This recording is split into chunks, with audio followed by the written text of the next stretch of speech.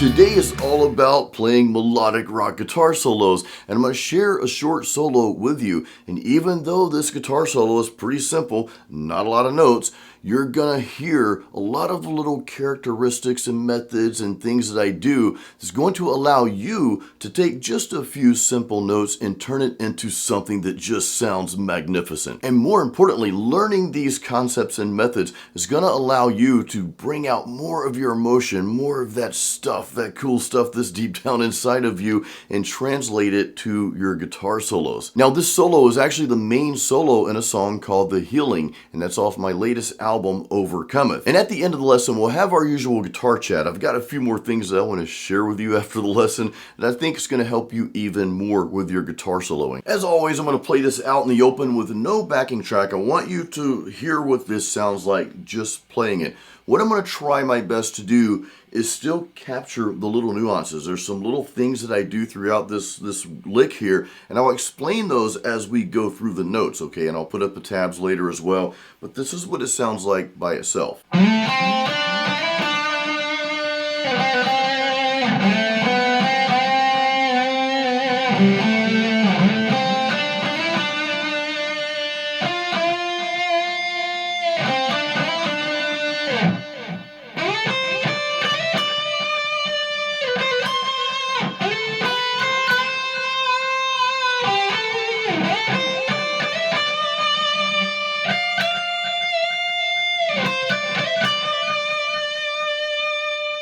Before we get started on the notes, and I'll put up the tabs as we go through this, okay, we're going to break this down into sections, but I want to stress this is very important for you to understand, is that you're not really learning my guitar solo, okay? Even though you're learning it, we're going to go through it. There are a lot of little nuances that I'm doing, and this is pretty simple. We're not playing a lot of notes, and to be honest with you, some people may look at this, well, it's a beginner's guitar solo. Actually, no, it's not. This is one of those things where you're playing your instrument, and what I want you to get out of this is not just learning my solo, but some of the concepts that we go through, some of the things I do. I want you to be able to apply them to what you're feeling inside, okay? This has nothing to do with beginner, advanced, intermediate, all that blah, blah, blah. This is simply you pouring out your heart into this instrument as you play. That's what this lesson is all about, okay? So let's go through this. Here's the first part. We're on the D and G strings. I'm in standard tuning, by the way. Most of you guys already know that. We're on the D and G strings.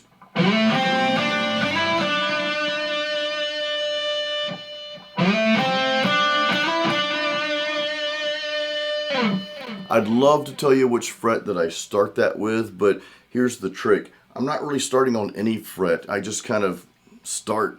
And this is one of those things to where the technique is important. The technique part is that you're in sync. Both your hands are in sync. As soon as you hit that fretboard with your fret finger here, you're picking that note, okay? You're starting it out. That's the important technical side of it. However, where you start really doesn't matter. I could start on the 5th fret and slide up to 7, right? Like this.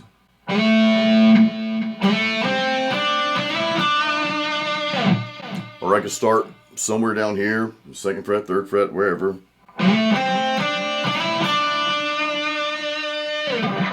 It doesn't really matter in my opinion because I play it a little differently every time. I'll be playing this song quite a bit live coming up. So I just kind of want to share that with you. Doesn't really matter. What matters is that your hands are in sync. That's the technique. And of course you're sliding to that 7th fret. And then we're going to hop over to the G string and we're going to play frets 5, 7, 9, then back to 7. So let's go through this. I'll put the tabs up, okay? We'll go through this a couple of times and then we'll go to the next part.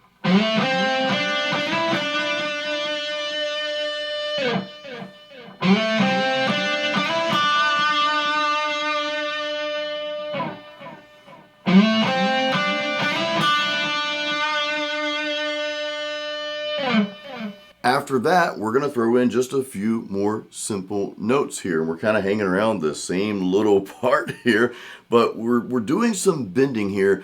However, I don't want you to think about this as bends. I don't even want you to think about the technique of bending, okay, string bending.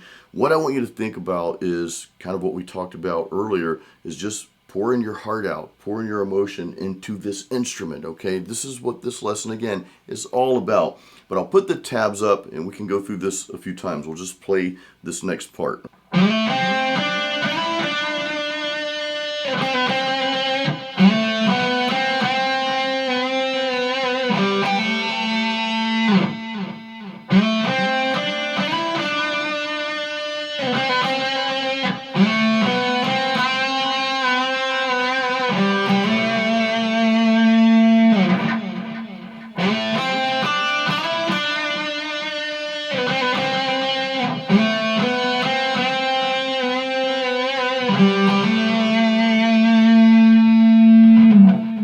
I don't want you to get caught up on so much about how many times did I bend, how far did I bend, okay? I mean, all that's fine. You can go back, you can rewind the video and go through that part, watch what I'm doing until you nail it down. That's fine and dandy. However, again, I want you to put your heart into playing this. What that may mean, and we're about to go to the next part here, what that might mean though is you play a little bit differently than I do. I'm okay with that. I welcome you to do that, okay? I'm not really all about, well, let me play it exactly like Jason played it or like Dave Mustaine played it or whoever. Look, it's great if you're in a cover band and that's how you're making your living and your audience expects that, but I mean, any other reason, okay, it's great you pull it off, but so what? Put your own feeling into it. What can you make up? What can you create out of what you're learning here? That's what I want for you as a guitar player. And this is kind of like a life lesson too. Why copy someone else? Be your own authentic self. And that's a conversation for another time. But anyway, let's get to this next part. So we do the exact same thing the first time, that first little part there. Exact same thing. So part 1 and 3 in this case here are the same. But the fourth, the final piece of this, a little bit different than what we did, but sort of the same concept, if that makes sense. We've got another little bend in there, and again, we're just kind of pouring our hearts out into this fretboard here, okay? So let's play this through a few times. We'll play that first part of it there that we repeat, and then we'll play that last little lick. I'll have the tabs up here for you, okay?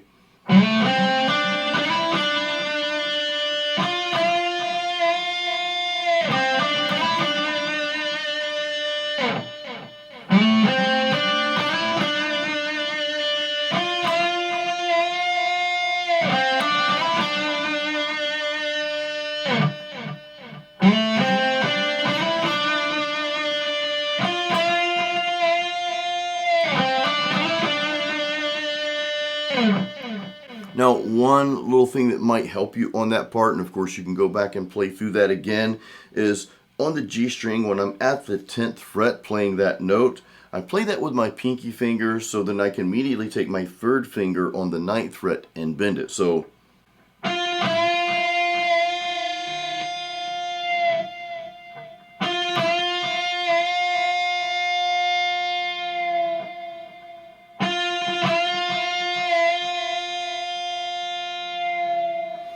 another little thing that you might notice here, and you probably noticed when I was doing the other bend, is I don't pick every bend. I'll pick it to bend, right? And then I'll bring it back down and go back up again. So you can rewind that and watch that if you want. But this is another one of those little tactics that, to me, it kind of allows you to put more of your own emotion into that, okay? So just grab that concept, take that concept, and apply it how you see fit as you're playing not only this solo, but other solos as well, okay? So let's move on to the other piece of this guitar solo. This, what I guess is an extremely melodic solo. Not a lot of fast stuff. Now the song has some shredding in it towards the middle part where the actual guitar solo would go, I guess. But this was really Satriani kind of inspired. You know, I'm not trying to sound like Satch. It's not the goal. But I just listened to so much of him over the years, and he's still today my favorite guitar player. I love Satch's music. So a lot of that influence, you know, not what he's doing per se, but the style and the way he approaches guitar, I feel like I've kind of adopted some of that. And I think it's all about, again, just pouring your heart and soul out onto this fretboard as you play. So the second part, well, we're just going to repeat everything that we just did. So this is a really cool tactic to use, and it just kind of, to me, it kind of takes the listener on this this never-ending journey, which is pretty cool. So let's play through this. We're just doing the same thing, just in a different part of the fretboard, okay?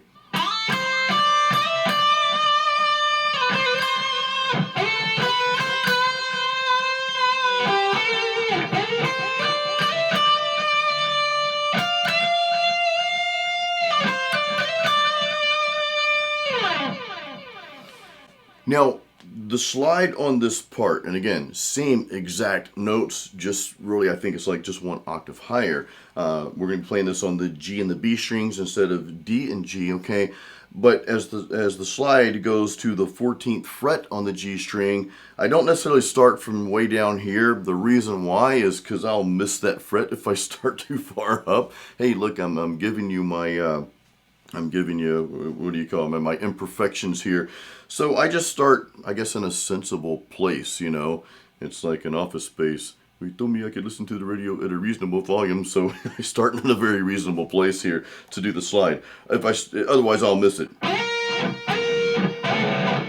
Okay, and I'm just goofing off here, but so I'll probably start that like around the 12th fret and slide up to 14. Okay. Exact same notes. So I'll put the tabs up. Let's play this first part all the way through together, okay? We'll go through this kind of slow.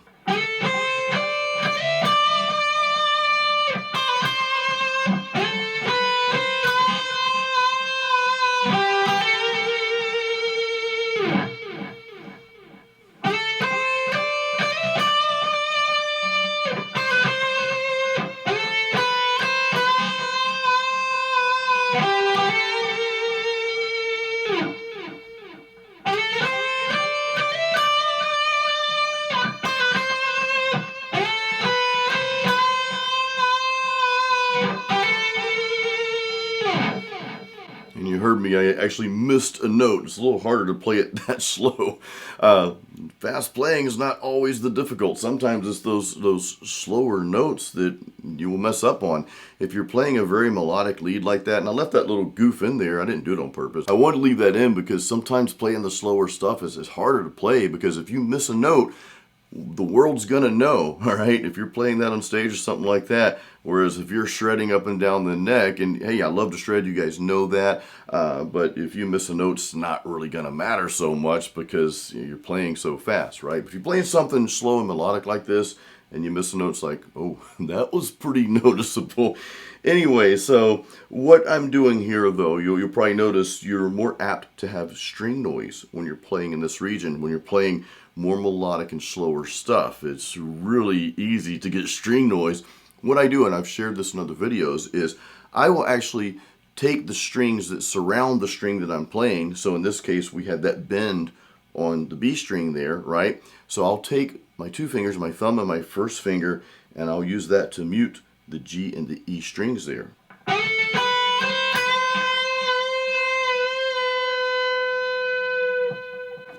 My fingers, they're muting these two strings until I go to that next note that I'm going to play.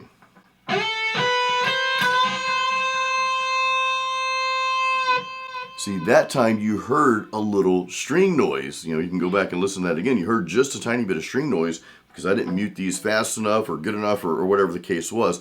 So there's a little art to that, and that's a lot of times that's how I will prevent string noise from happening between those notes. Again, this is more apt to happen when you're playing slower stuff, more melodic stuff. All right, let's move on to the final half of this little lick here, okay? Again, exact same replica as what we played up here.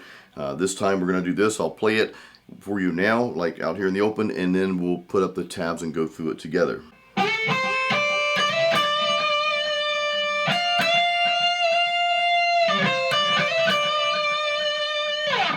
So again, you saw me with these two fingers go down here on the bend part. That really helps prevent the string noise. That can save you a lot of times. So let's go through this last part together a few times, okay?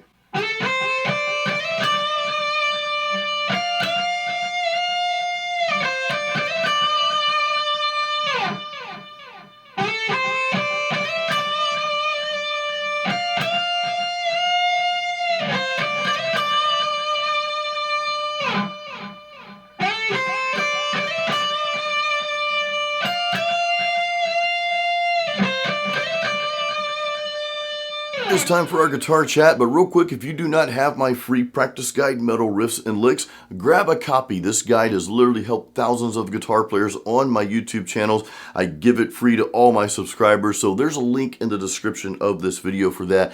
If you already have that, I also have links to my online guitar courses in the description of this video. Now, I love fast guitar solos. I shred. You've heard me do it on countless videos. Of course, if you listen to my latest album that this song is on, you'll hear shred guitar throughout the album as well. However, I also and really prefer more to hear melodies. I want it all. I mean, I'm like you. Like, yeah, we like to shred, but we love the melodies. Why can't we do both? And that's what this lesson was all about.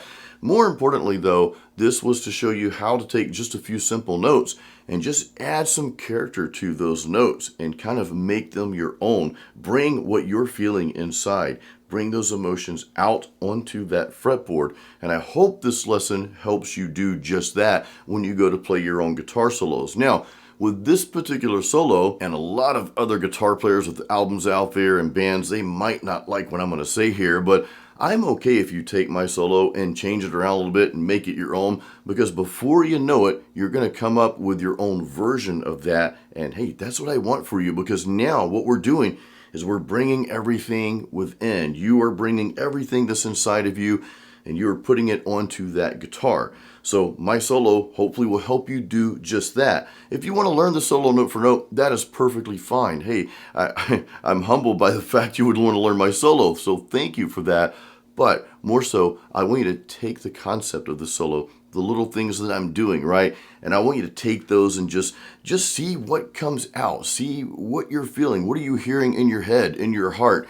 And just put that onto that fretboard, okay? So that's the number one thing that I want for you. Now, by the way, if you have not seen the recent lyric videos that have come out for my latest album, well, here's the first one for the song Overcometh right here. And of course, if you didn't catch the riff lesson I put out last week, well, I'll throw that up right here so you can go check that out. I hope you enjoyed this video. I hope you got a lot out of it. If so, hey, drop me a comment. Make sure you give this a thumbs up. I'll see you next time. Until then, keep it metal and keep playing music.